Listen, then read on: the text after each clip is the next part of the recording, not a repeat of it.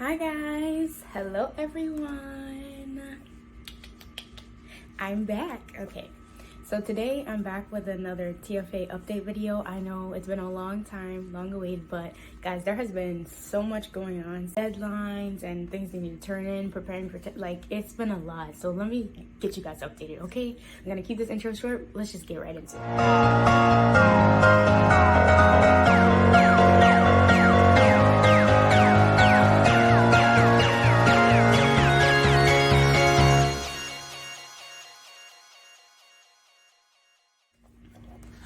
Okay, so last where I left off was I had told you guys that I accepted the offer and I told you guys what region.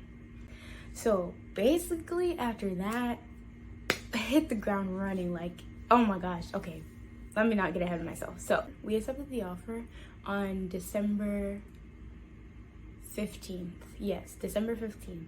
And then from December 17th to January 10th, Teach for America was on break. Like the people who worked there, they were closed, right? So they were closed, so they weren't answering any emails, like they were off duty, which is understandable. The thing is, we still had deadlines that we had to come into, that we had to complete. So there was like a testing webinar that we had to go through over that time. There was we had to complete like our member profiles, we had to complete stuff, like there was quite a bit that we had to do, and there were still deadlines, but no one was answering any emails.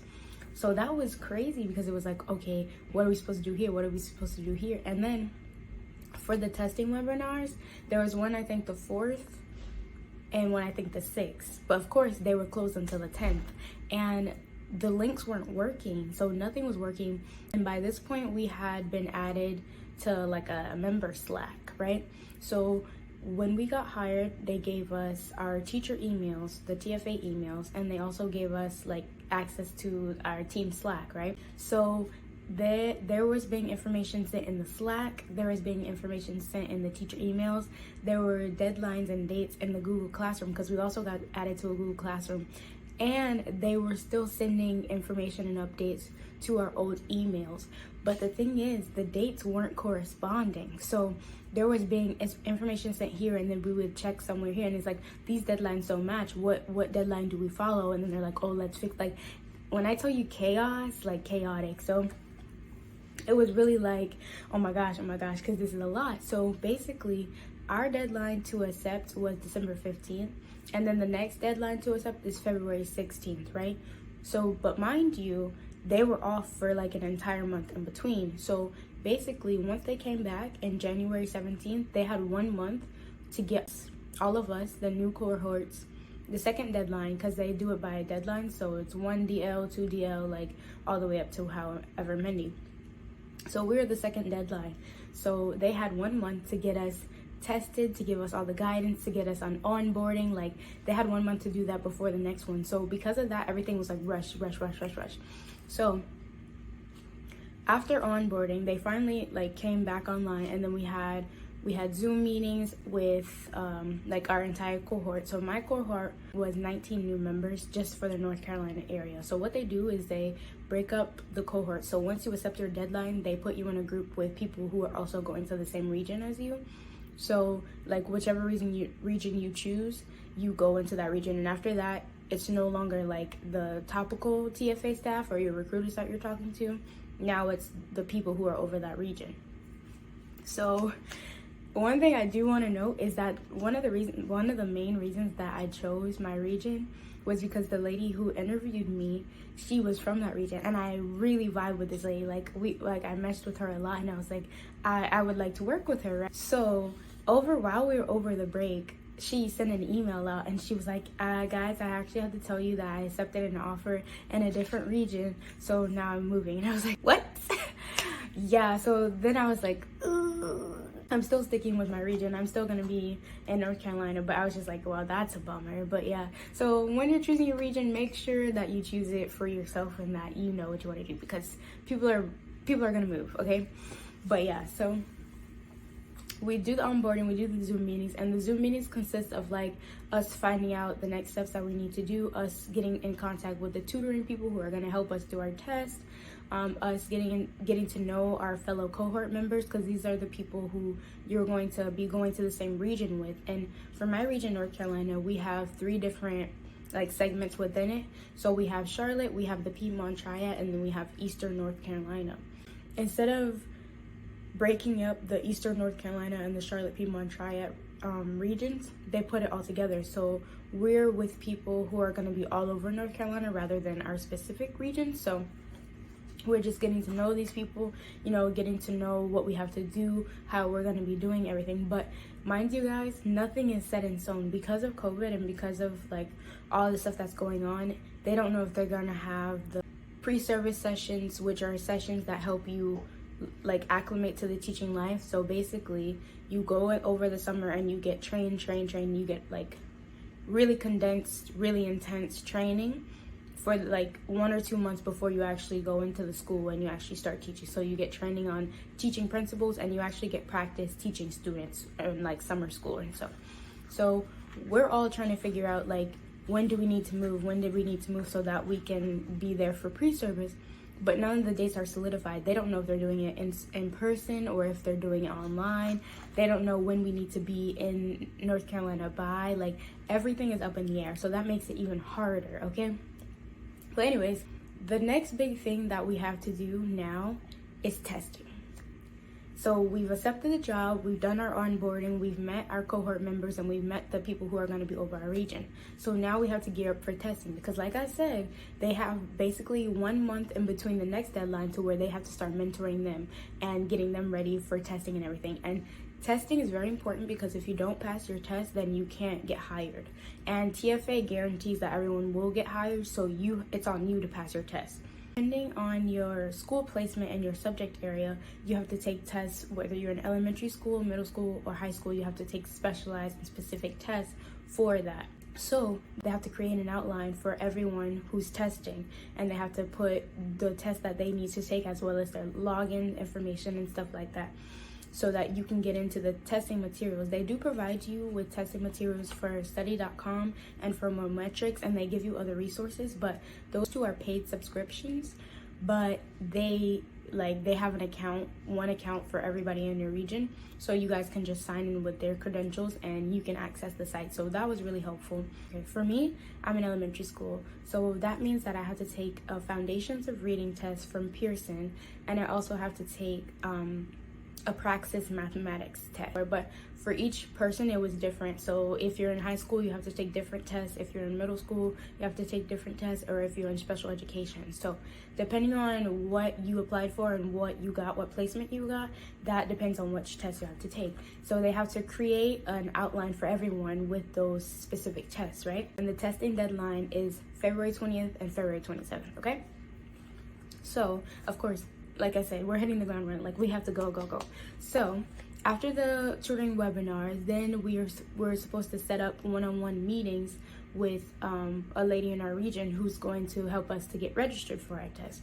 At that time, we've needed to take our diagnostic test, go over it and review it, score ourselves, and figure out which subjects and which concepts we have trouble with, so that we can create a study plan that focuses on those subjects and those concepts, so that we can practice.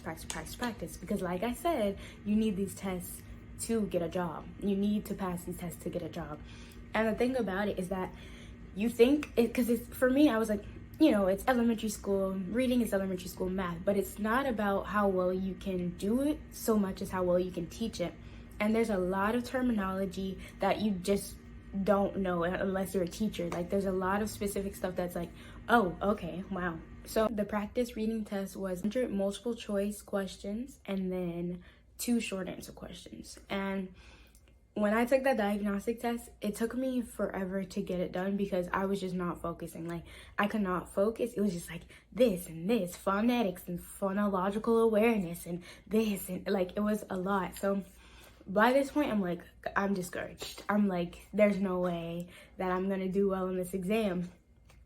So, and then the math test, I think it was 60 questions. The math test was 60 questions.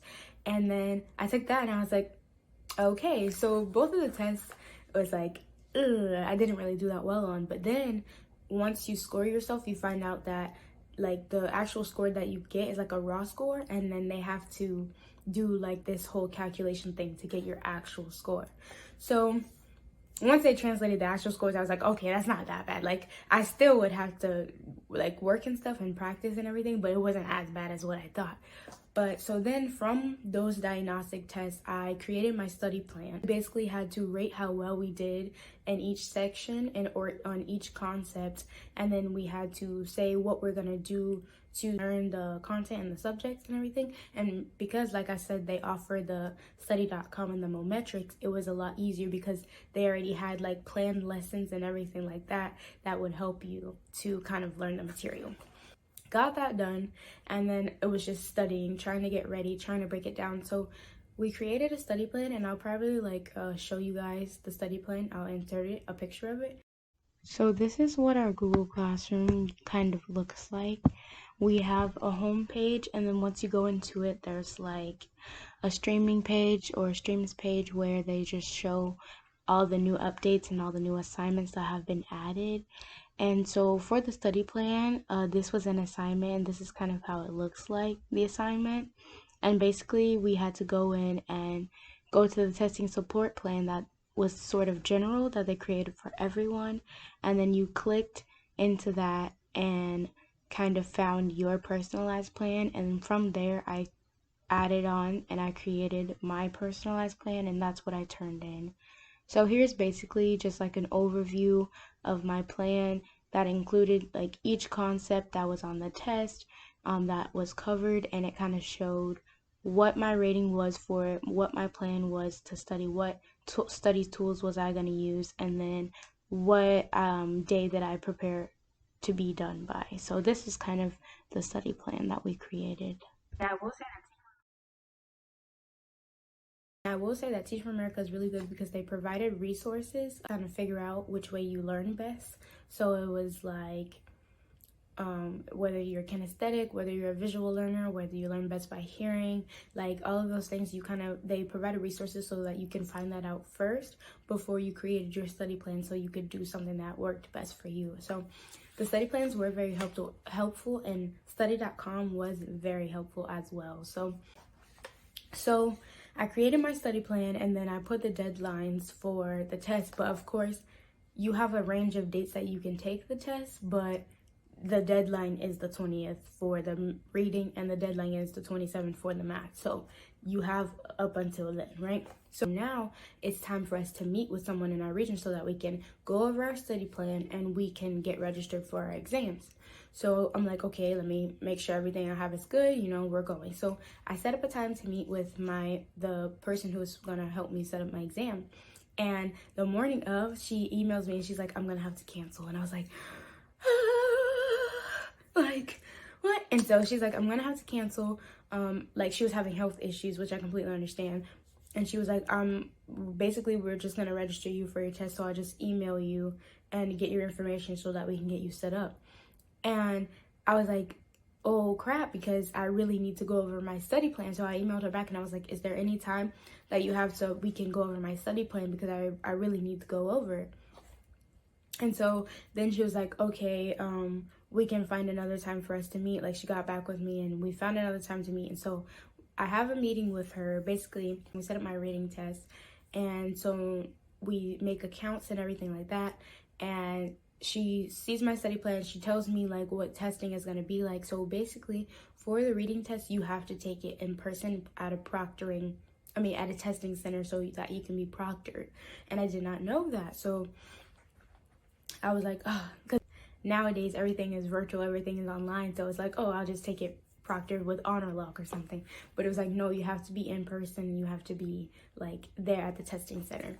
So I scheduled that, and then the math test, you can do it at a testing center, but you have the option to do it like online proctored at your home. So I set my reading test for the closest testing center near me, and then I set my math test to be proctored at home. So okay guys, so I was beginning to talk about testing and everything like that, but after now I realized that I wanted to make it a separate video, so I'm just going to end the video here so that I can make a part 2. So the rest of the information will be in the part 2 of the video after I finish up talking about the testing and everything like that. So I hope you guys enjoyed the video. Thank you so much for watching, and part 2 will be out shortly. Bye guys!